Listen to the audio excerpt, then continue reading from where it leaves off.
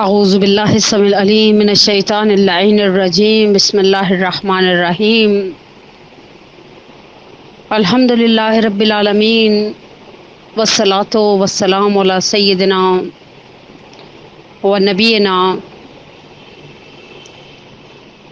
و شفیعنا و طبیب نفوسنا مولانا و مولا الکونین نور الثقلین جد الحسن والحسین ابی القاسم محمد اللہم صلی علی محمد والصلاة والسلام علی اہل بیتہ الطیبین الطاہرین المعصومین، سیما الامام المنتظر والحجۃ الثانی عشر والعدل المشتہر واللعنۃ الدائمۃ علی اعدائہم اجمعین من الآن الی قیام یوم الدین۔ اما بعد، فقد قال اللہ تبارک و تعالی فی احسن کتابہ وہو اصدق القائلین، بسم اللہ الرحمن الرحیم، والفجر ولیال عشر۔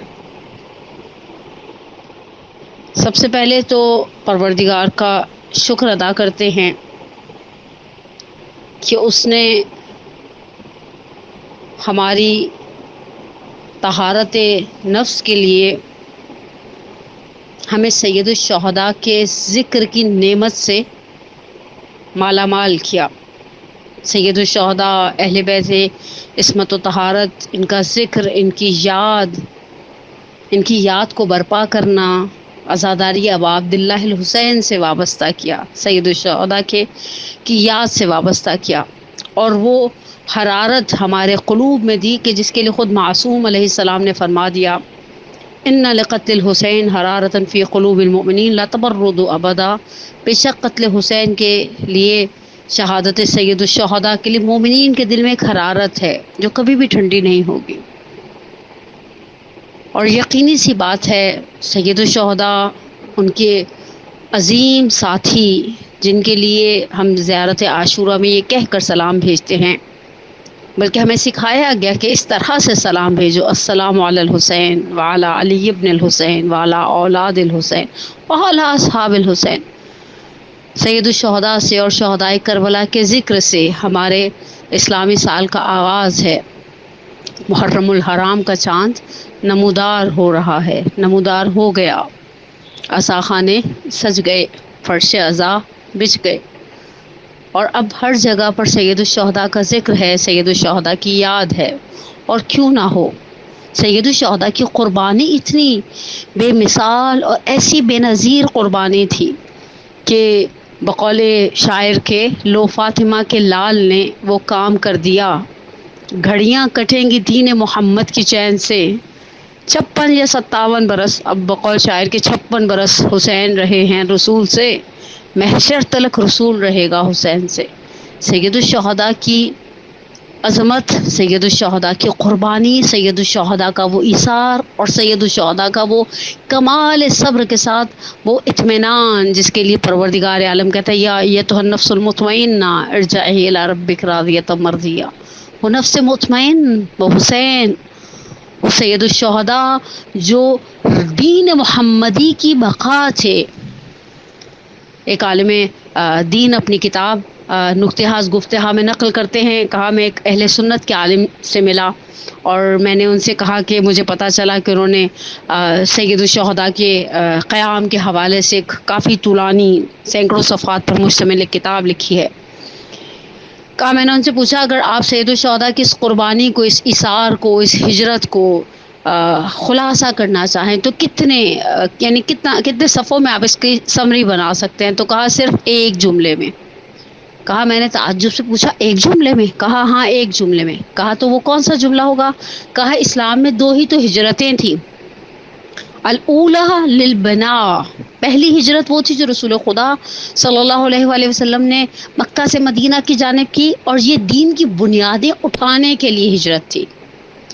والثانی، اور وہ جو دوسری ہجرت جو سید الشہداء نے مدینہ سے پہلے مکہ اور پھر مکہ سے عراق کی جانب روانہ ہوئے، کہا للبقاء، دین کی بقا اسی کے اندر، سید الشہداء کی اس ہجرت کے اندر، اس قیام کے اندر، اس سید الشہداء کی اس قربانی کے اندر چھپی ہوئی تھی۔ دین کی بقا ممکن نہیں تھی سید الشہداء کی اس عظیم قربانی کے بغیر، اور پروردگار دین کی بقا کا راز سید الشہداء کی اس قربانی اور سید الشہداء کے ساتھ سید الشہداء کے جو دیگر اصحاب تھے، بہرحال ان اصحاب کی اپنی ایک عظمت ہے، ان اصحاب کا اپنا ایک مقام ہے، ان اصحاب کا اپنا ایک تاریخ اسلام کے اندر ایک کردار ہے کہ جس طرح سے امام صادق علیہ الصلوۃ والسلام کے جملے ملتے ہیں ان کی عظمت کے اندر، لیکن دین کی بقا کا راز سید الشہداء کی اس انقلاب کے ساتھ وابستہ تھا، اس قیام کے ساتھ وابستہ تھا، اس قربانی کے ساتھ وابستہ تھا۔ تعجب کی بات تو یہ ہے، ہم انشاءاللہ ان مختصر سی مجالس میں سید الشہداء کے کی اس عظیم قربانی اور حسین بقائے دین کے عنوان سے کچھ مختصر سی گفتگو آپ کے ساتھ آپ کی خدمتوں میں آپ کی سماعتوں کی نظر کریں گے انشاءاللہ، کہ سید الشہداء کے قیام کے ساتھ بہرحال اس قیام کی محرکات الگ تھے، ہم محرکات پر بحث نہیں کریں گے، اس قیام کی پیامدیں یعنی عبرتیں الگ تھیں، اور اس انداز میں یہ تاریخ اس انسانیت کے اوپر، صرف تاریخ اسلام پر نہیں، تاریخ انسانیت پر یہ قربانی اس طرح سے جاوداں ہو گئی کہ ناصر ختم رسول، قوت یزداں کے سفیر، تو نے بڑھتے ہوئے طوفان کا رخ موڑ دیا، دست حق نے تیری تصویر بنائی جس سے اسے کچھ نہ بنایا، وہ قلم توڑ دیا۔ حقیقت ہے، وہ قلم توڑ دیا۔ سید الشہداء کی قربانی ایسی تھی، ائمہ اطہار کی زبان بابرکت سے نکلا ہے، لا یومک یومک یا ابا عبداللہ حسین، تمہارے دن جیسا کوئی دن نہیں ہوگا۔ لیکن اس سے پہلے کہ ہم حسین بقائے دین کے حوالے سے کچھ معروضات آپ کے ساتھ، کچھ باتیں آپ کی سماعتوں کی نظر کریں، میرا کچھ عرصے سے، کچھ سالوں سے ایک روش ہے کہ میں جب محرم الحرام کی پہلی مجلس پڑھتی ہوں تو تبرکاً ریان ابن شبیب والی روایت کے کچھ جملے ضرور اپنے مجلس کے اندر بیان کرتی ہوں۔ فذکر ان الذکریٰ تنفع المؤمنین، یہ چیز تو ہم تو سید الشہداء کے ذکر کو جتنا سنیں اتنا کم ہے۔ ذکر سید الشہداء کا حلول ہماری روحوں کے اندر سرایت کر چکا ہے، اور الحمدللہ میں نے کہا نا کہ پروردگار کا بہت بڑا احسان ہے کہ اس نے اس دروازے سے وابستہ رکھا ہے، کہ جس دروازے سے کوئی خالی نہیں جاتا، جس دروازے سے جب بھیک مانگنے والا ہاتھوں کو اٹھاتا ہے۔ کتنے خوبصورت جملے ہیں تاریخ کے اندر کہ جب کسی شخص نے امام حسن مجتبیٰ علیہ السلام کے سامنے تذکرہ محض کیا کہ حاتم بڑا سخی ہے مولا، امام حسن مجتبیٰ نے علامت سخاوت کو اس کا سوال کیا، کہ اسے اپنے گھر کے 40 دروازے رکھے ہیں، سائل 40 دروازوں پر جاتا ہے، حاتم 40 دروازوں پر عطا کرتا ہے۔ تو امام حسن مجتبیٰ علیہ السلام نے فرمایا میرے بابا نے گھر کا ایک دروازہ رکھا ہے، سائل ایک دروازے پر آ کر طلب کرتا ہے، پھر وہ کسی کے آگے دستے طرف سوال دراز کرنے سے بے نیاز ہو جاتا ہے۔ اور حقیقت ہے سید الشہداء اس عظیم باپ کی عظیم فرزند ہیں کہ جن کے لیے ایک ہی جملہ کافی ہے، بخشی جسے اونٹوں کی قطار ایک گدا تھا، کیا مجھ سے زیادہ وہ گرفتار ولا تھا، ہاتف کی ندا آئی کہ محتاج بڑا تھا، دعوائے غلامی اسے کیا مجھ سے سوا تھا، بندی کی طرف چشم عنایت نہیں کرتے، مجرم ہوں میں ایسی کہ حمایت نہیں کرتے۔ نہیں، اس دروازے کا خاندان پیامبر کے ساتھ ہماری جو وابستگیاں ہیں، پروردگار کا بہت بڑا ہم پر احسان۔ تبرکاً ریان ابن شبیب کی روایت کے کچھ جملے، اور میں اپنے موضوع کو آگے بڑھاؤں۔ اس روایت کو میری کوشش ہوتی ہے، بلکہ میری ذاتی خواہش ہوتی ہے کہ محرم کی پہلی کو اس روایت کو پڑھا جائے۔ بہرحال روایت کو فیمس کتابوں میں اگر دیکھا جائے تو سب سے فیمس کتاب میرا خیال ہے شاید ہمارے پاکستان کے عوام کے اندر نفس المحموم ہے، محدث جلیل القدر شیخ عباس قمی علی اللہ مقامہ کا شاہکار ہے۔ البتہ محدث کے کریڈٹ پر بہت بڑے بڑے کارنامے ہیں، سفینہ جیسے، مفاتیح جیسے، لیکن اس کتاب کی اپنی اپنا ایک حسن ہے کہ جہاں روایات کے کلیکشن میں محدث اس کتاب کو لے کر آتے ہیں، اس روایت کو لے کر آتے ہیں کہ ریان ابن شبیب کہتے ہیں کہ میں محرم الحرام کی پہلی تاریخ کو ثامن الحجج علی ابن موسیٰ الرضا علیہ السلام کی خدمت میں حاضر ہوا، تو آپ نے مجھ سے فرمایا اے ابن شبیب روزے سے ہو؟ میں نے کہا نہیں۔ فرمایا آج وہ دن ہے جس دن زکریا نے اپنے پروردگار سے دعا مانگی اور کہا کہ مجھے ایک پاک نسل عطا فرما، کیونکہ تو دعا کو سننے والا ہے، تو خدا نے ان کی دعا قبول کی۔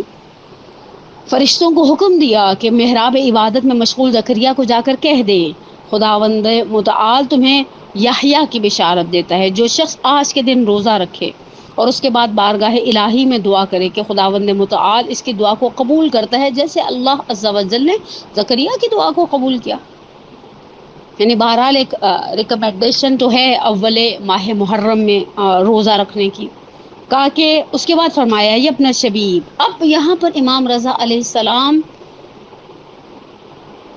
جو بیان کر رہے ہیں وہ الفاظ سید امام رضا سامع الحجت سے ہمارے پاس حدیث سلسلۃ الذہب جیسی مشہور روایت ہے، جسے بہرحال جس کے حوالے سے بہت تاکیدات ہیں، جس کے حوالے سے بہت گفتگو کی جاتی ہے منابر سے، لیکن امام رضا کی یہ روایت بھی اس قدر خوبصورت روایت ہے، ایسی مطالب کے ساتھ بھری ہوئی روایت ہے کہ جس روایت کو جتنی دفعہ پڑھا جاتا ہے انسان اس روایت کو سن کر، اس روایت کو پڑھ کر ایک روحانی مسرت، ایک روحانی سکون کا احساس کرتا ہے۔ امام فرماتے ہیں جب نشبیب کہ یہ بے شک محرم وہ مہینہ ہے کہ ماضی میں جب دور جاہلیت تھا، ما قبل اسلام کی بات امام رضا علیہ السلام فرما رہے ہیں کہ لوگ اس مہینے کے احترام میں قتل و غارت کو حرام جانتے تھے، یعنی یہ حرام مہینوں میں سے تھا۔ جن 4 مہینوں میں عرب قتال کو روک دیا کرتے تھے ان میں سے ایک مہینہ محرم کا مہینہ تھا۔ امام علی مقام ریان ابن شبیب سے فرماتے ہیں کہ حرام جانتے تھے اس مہینے کے احترام میں قتل و غارت کو، لیکن اس امت نے نہ اس مہینے کا احترام کیا، نہ پیغمبر اکرم صلی اللہ علیہ وآلہ وسلم کا احترام کیا۔ کس قدر حیف ہے، کس قدر دل جلا دینے والی بات ہے۔ سید ابن طاؤس علیہ الرحمہ ہماری جانیں قربان ہو جائیں، مکتب تشیع کے اس درخشاں ستارے پر اللہو فی قتل العطوف کے اندر نقل کرتے ہیں دربار یزید کی میں موجود سفیر روم کے اس جملے کو کہ جب اس نے یزید سے پوچھا کہ یہ کس کا سر ہے، تو کسی نے اسے جواب دیا کہ یہ حسین ابن علی کا سر ہے۔ کہا اس کے اور تمہارے نبی کے درمیان کتنی نسلوں کا فاصلہ ہے؟ کہا صرف 1 ماہ کا فاصلہ ہے۔ یہ ہماری رسول کی بیٹی کا بیٹا ہے، فرزند رسول، نواسے رسول ہیں۔ کہا وائی ہو تجھ پر، میرے اور ہماری قوم کے نبی کے درمیان 70 نسلوں کا فاصلہ ہے، ابھی بھی لوگ احترام کرتے ہیں۔ تم نے ایک واسطے کے بعد احترام روا نہیں رکھا۔ جس بے حرمتی اور جس حد کے حرمت کی طرف امام علی ابن موسیٰ رضا اشارہ فرما رہے ہیں، اور فرمایا کہ نہ امت نے اس مہینے کا احترام رکھا، نہ امت نے پیامبر کا احترام کیا۔ اس مہینے میں پیامبر اکرم کی اولاد کو قتل کیا، ان کی خواتین کو اسیر بنایا۔ بہت ہی سخت تکلیف دہ چیز ہے یہ خواتین کی اسیری۔ واقعاً یہ ایک ایسی مصیبت ہے جو خاندان پیامبر کے لیے بہت ہی زیادہ مصیبت بار تھی۔ بالآخر شہادت تو کرامت تھی، وراثت تھی اس خاندان کی، لیکن یوں خواتین کا دربدر کر کے اسیر بنا کر پھرائے جانا ظاہراً آگئے۔ اب مجھے نام میں ہے، بعض جگہوں پر میں نے بعض ماخذ میں دیکھا آگئے بروجردی لکھا ہے، کہیں پر دیکھا آگئے حائری لکھا ہے، لیکن بہرحال بزرگان میں سے کسی ایک بزرگوار کے گھر فرش ازاں تھا اور آغا کچھ علالت کی بنا پر دروازے کے قریب بیٹھے ہوئے تھے۔ خطیب نے صرف اتنا کہا لما دخلت زینب علی ابن زیاد، آغا نے کہا بس کر دو۔ کہا آغا کیا بس کر دو؟ کہا اس سے آگے مسائل بیان نہیں کرنا۔ کہا آغا ابھی تو مجلس میں لوگوں کی گریے کی آواز بلند نہیں ہوئی۔ کہا اس سے بڑی کیا مصیبت ہوگی کہ علی کا ناموس اس طرح سے علی کے دشمنوں کے نرغے میں آ جائے؟ یہ زینب جو ابن زیاد پر داخل ہو رہی ہے۔ امام رضا فرماتے ہیں ابن شبیب سے، ابن شبیب ان کی خواتین کو اسیر بنایا، ان کے مال کو لوٹ لیا، خدا ان کے اس گناہ کو ہرگز نہیں بخشے گا۔ ابن شبیب، اب یہ جملہ اول محرم الحرام کا پہلا پیغام، اور جملہ کسی غیر معصوم کی زبان سے نکلا ہوا جملہ نہیں، روایت کا جملہ ہے اور 8ویں امام کا جملہ ہے۔ اور ریان ابن شبیب سے فرما رہے ہیں امام علی مقام ان کنت باقیا لشیء فابکی للحسین، تم نے کسی بات پہ گریہ کرنا ہے بس حسین پر گریہ کرو۔ سید الشہداء پر گریہ کس قدر خدا کی بارگاہ میں عظمت رکھتا ہے۔ عزیزان من، یہ تو خدا کا احسان کہ اس نے ہمیں سعادت دی۔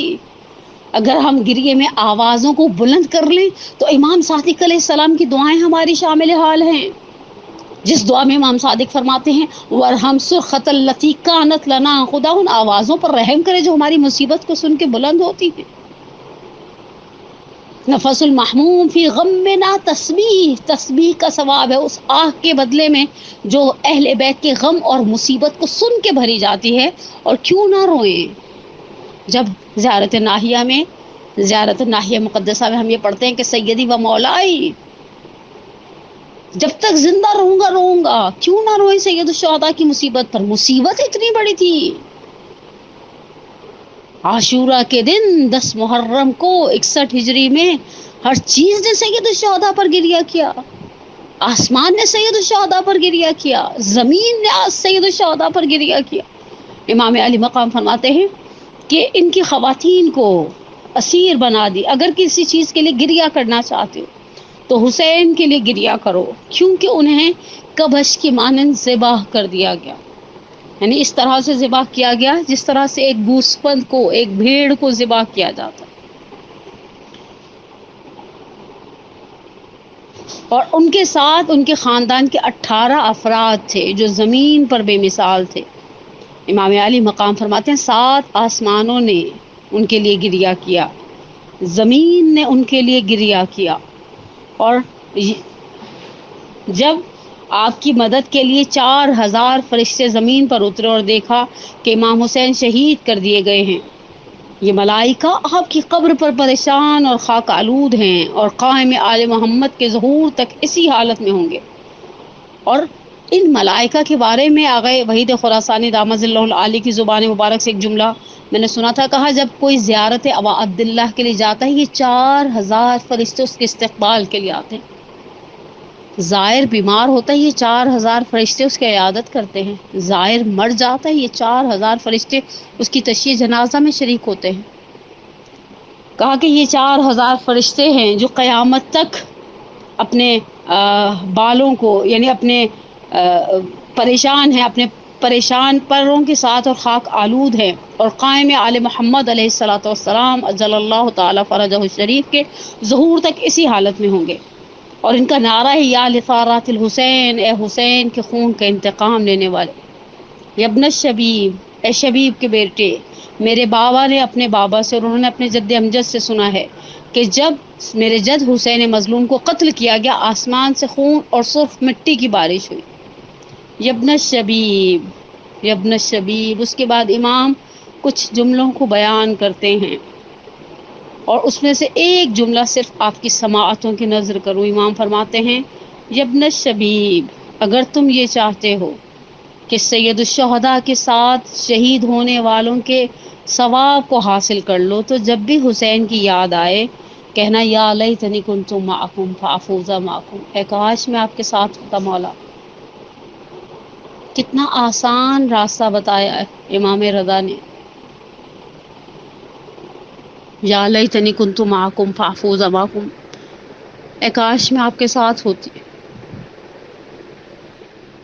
وہ کربلا کا میدان، وہ تپتی ہوئی دھوپ، وہ گرم ریگزار، وہ خیموں سے الاتش کی صدائیں، اور وہ سید الشہداء کا صبر۔ میرا سلام ہو صبر سید الشہداء پر، ہم سب کا سلام ہو صبر سید الشہداء پر۔ سید الشہداء محرم کا چاند نمودار ہو گیا، ہم آپ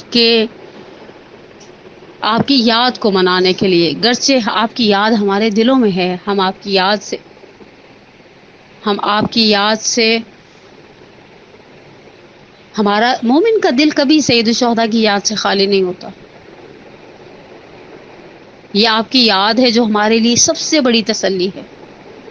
ہم سب جانتے ہیں کہ ہم اپنی مصیبتوں میں ابا عبداللہ آپ کی مصیبت پر روتے، اور آپ کے لیے بہائے ہوئے آنسو ہمیں ایک خزانے کی مانند لگتے ہیں۔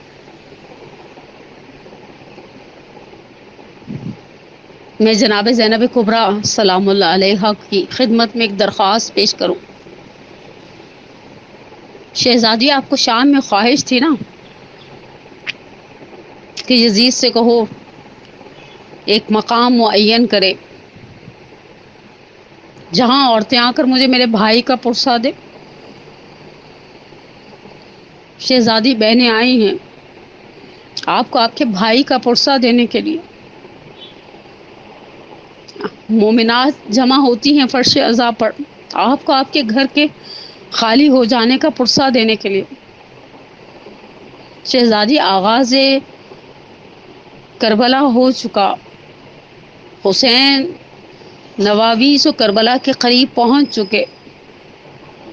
مجھے آج تک سمجھ نہیں آیا سید الشہداء نے راستے میں جب ہلال محرم الحرام کو دیکھا ہوگا تو سید الشہداء کا کیا احساس ہوگا. لیکن ایک یاد مرحوم طالب جوہری اعلی اللہ مقامہ کی کرے. وہ ہمیشہ پہلی محرم کی مجلس میں جب تک وہ نشتر پاک میں پڑھتے تھے وہ کہا کرتے تھے اس محرم الحرام کے چاند کو میں نے اور آپ نے دیکھا. اگر خدا ہمیں سعادت دے دے اس چاند کو دیکھنے کی. اس چاند کو مدینے میں حسین کی فاطمہ صغرا نے بھی دیکھا ہوگا. مولا محرم کا چاند یاد دلاتا ہے کہ آپ جنہیں مدینے میں چھوڑ کر آئے تھے وہ کس طرح سے آپ کی یاد میں بے قرار تھے. روایت کو مرحوم نشان حیدر جوادی اعلی اللہ مقامہ نے نقل کیا ہے کہ جب آخر رجب 60 ہجری میں سید الشہداء مدینہ چھوڑ رہے تھے تو ایک شخص وارد مدینہ ہوا. ظاہراً عبداللہ بن سنان ہے. البتہ عبداللہ بن سنان کے نام سے 2 افراد راویوں کے مشہور ہیں. ایک چھٹے امام کے زمانے کے اور ایک یہ شخص ہے. اور اسے پتہ چلا کہ مدینہ بڑا سوگوار ہے. مدینے کی فضاؤں میں ایک اداسی سی. اس نے کسی سے پوچھا کیا بات ہے؟ کہا حسین مدینے سے رخصت ہو رہے ہیں. اس نے کہا مجھے بتاؤ حسین کا گھر کہاں ہے؟ میں جا کر دیکھوں حسین کہاں سے رخصت ہو رہے ہیں، کیسے رخصت ہو رہے ہیں. اس مدینے کے رہنے والے نے اس شخص کی رہنمائی کی اس مقام پر جہاں محلے بنی ہاشم میں حسین کا کاروان آمادہ سفر ہے. سید الشہداء مسند پر تشریف جلوہ فکن ہے. ابوالفضل عباس اور جبانان بنی ہاشم انتظامات سفر میں مسلسل مشغول ہیں. دیکھا بیت الشرف کے دروازے پر پردہ ہلا، کوئی معظمہ باہر نکلی، ایک بچہ آگے بڑھا، اس نے ناقے کو بٹھایا. عبداللہ کہتے میں نے پوچھا کون ہے؟ کہا یہ بیوہ حسن ام فروا ہے، ان کا فرزند قاسم ہے جو ماں کو سوار کرا رہا ہے. کہا پھر ایک معظمہ آئی، میں نے دیکھا ایک 18 سالہ جوان شبیہ پیامبر آگے بڑھا، محمل کو بٹھایا، ماں کو سوار کرایا. میں نے پوچھا کون ہے؟ کہا یہ ام لیلہ ہیں، اکبر سوار کرا رہے ہیں. کہا میں نے دیکھا ہماری یہاں آ کر بیٹھتی رہیں، مخدرات عصمت و طہارت سوار ہوتی رہی. ابھی تک حسین بہت آرام سے تشریف فرما ہیں اپنے مسند پر، لیکن اب میں نے دیکھا کوئی دروازے پر اس طرح سے آ رہا ہے گویا علی بیت الشرف سے برآمد ہو رہے ہیں. حسین اپنی جگہ سے کھڑے ہو گئے. عباس کو حکم دیا قناتیں بڑھا دی جائیں. اکبر نے محمل کو بٹھایا، اون محمد دائیں اور بائیں کھڑے ہو گئے. عباس نے ہاتھ کو تھام کر شہزادی کو سوار کرنے میں مدد دی. کہا من ہیا، یہ کون ہے جو بے انداز علی اس جلالت اس عظمت کے ساتھ باہر نکل رہی ہے؟ کہا وہی عقیلتنا وہی عابد آل علی وہی زینب بنت علی. ارے نہیں جانتے یہ علی کی بیٹی زینب کبریٰ ہے. میں نے گفتگو مکمل کر دی. اے عبداللہ بن سنان، تم نے آخر رجب میں 60 ہجری میں مدینے میں دیکھا تھا، زینب کیسے سوار ہوئی؟ ایک روایت 11 محرم کے بعد کی سنتے جاؤ، الظہر کے بعد کی، کہ جب بے کجاوہ ناقے لا کر بٹھائے گئے اور سیدانیہ زینب کا چہرہ دیکھتی رہی.